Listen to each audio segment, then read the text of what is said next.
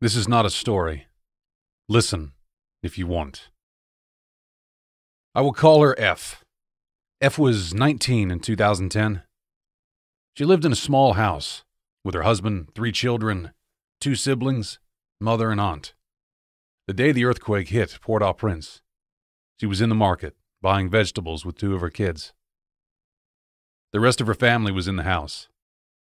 As the carrots and apples fell from the stands, as she took shelter under a concrete ark with her boy and her girl, as people ran away in confusion and despair, her house was being devoured by the earth. You may remember the story from the news. The president was missing in action for some time. He wore the same clothes for 3 days straight. Hundreds of thousands dead. Massive damage to the infrastructure and the humanitarian relief that followed.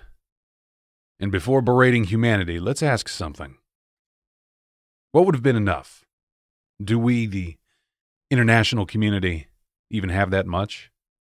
Most Haitians didn't even have time to mourn their losses. But this isn't what I want to tell you about. F and her children spent some time in a camp. They were a little bruised, but otherwise in good health. But she knew she had to get her family far away as soon as possible. You've probably heard about it, but saw it. Girls as young as 13 years old bartering their bodies in exchange for water. And that's just the surface horror. There is more. More than what she will ever tell. You can call it a dark miracle if you want, but in the ruins of her house, some workers found a small box. They knew what was inside, but gave it back to her. All her savings. Armed with that money and bravery that would make 1,000 veterans of war look like little kids on a playground, she headed to the coast with her 2 kids. This is something you haven't heard. There are, to this day, and for 100 years before that, yachts that will cross you, from the Hispaniola Island to Colombia. Not the luxury Miami Vice type, but makeshift, barely usable yachts.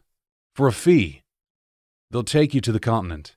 Then a guide, a smuggler actually, will guide you to Central America, through Darien's Gap. And if you're lucky, if you actually make it to Panama, you can keep going north until you reach Mexico. And from there, their coyotes can take you through the desert to the promised land. Assuming they don't betray you and sell you like cattle to the cartel. The money F had was enough to pay for her and her 2 kids. Others were not so lucky and had to go back.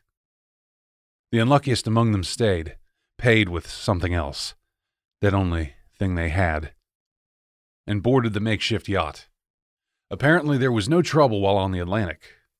The issues came later, once on ground, and the long 10 days it takes going through the jungle in Darien's Gap. No stops, the smuggler said when they started, for no reason. The group consisted of 27 adults and 9 kids. The second day, a 70-year-old man needed to catch his breath, but the guide didn't stop. As he'd warned them. They never saw the man again. The third day, a kid fell in one of the several rivers they had to go through. The waves took him and his father, who went to the rescue, and the mother, who wanted to save them both. The group stopped. The guide didn't. They could only catch up with him hours later. The 4th day, a woman broke her ankle, and other people helped to carry her as much as they could, but they were advancing slowly. Too slow for the guide's taste. When the infection set in days later, they abandoned her. The 5th day, one kid fell into a hole too small for the adults to enter, too deep for them to reach. The father stayed with him. They were in a complicated part of the trail. Too many trees, too tall. Barely any of the light of the day reached them. The space was too small. The guide told them this region is frequented by wild and dangerous animals. Stay close. Stay together. They tried to ignore the sounds around them. For whatever it's worth, I don't think that paying attention would have made any difference. A stealthy hunter is something you won't see until it's too late. F carried her youngest, her remaining son, when the creature jumped from the trees. It was a fraction of a second. It was a tiger, or maybe a panther. Took the kid and retreated into the trees. Some of the others tried to hold F so she wouldn't run behind the predator. They failed. It took all of them, protesting for the guide to agree to stop for 5 damn minutes. F and those brave enough to try to help her only found traces of blood. No animal, and no kid. He was 5 years old.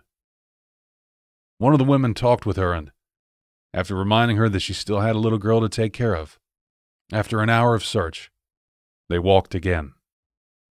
The entire time, F could hear the baby crying. She was the only one, of course, breathing while dead. Some assume she neglected her daughter. The 7th day, the girl got lost in the jungle. For an hour, they could hear her. All of them, this time. She said she wasn't hurt. She said there were no animals. So they told her to follow their voices until they could rejoin the group. She said she would. But every time she spoke, she sounded farther and farther away, until they couldn't hear her anymore. It took a lot of effort to convince F to stay while others would go after her. And the guide, true to his word, didn't wait for them. Soon, only F and one kid that eventually became friends with me were waiting. "She's not coming back, is she?" F said. They rejoined the group soon after that. On the 8th day, F jumped into the river and let it devour her. But for one reason or another, the river didn't. She just hurt herself a little, but didn't drown. And while it took her away, it was a small distance. She got trapped in some very big roots. The guide didn't wait, as you can probably imagine, but there was no need for it either. People managed to rescue her in less than 2 minutes, real time. The 9th day, F tried to steal a machete. She couldn't. The 10th day, they made it to Yavisa, Panama. F didn't go with them the rest of the way. She said she would go there for a stroll at night. And that was it. There was no more news, no corpse either. For most people, it's quite clear what happened, at least in its basics. My friend is a little more optimistic. He has a story to tell. A very nice story, by the way. No evidence to support it, of course. I wish I could agree with him. For another story, tune in next Tuesday. Meanwhile, watch another video. And don't forget to like, share, and subscribe. Check the description for our social media. And sleep well. If you can.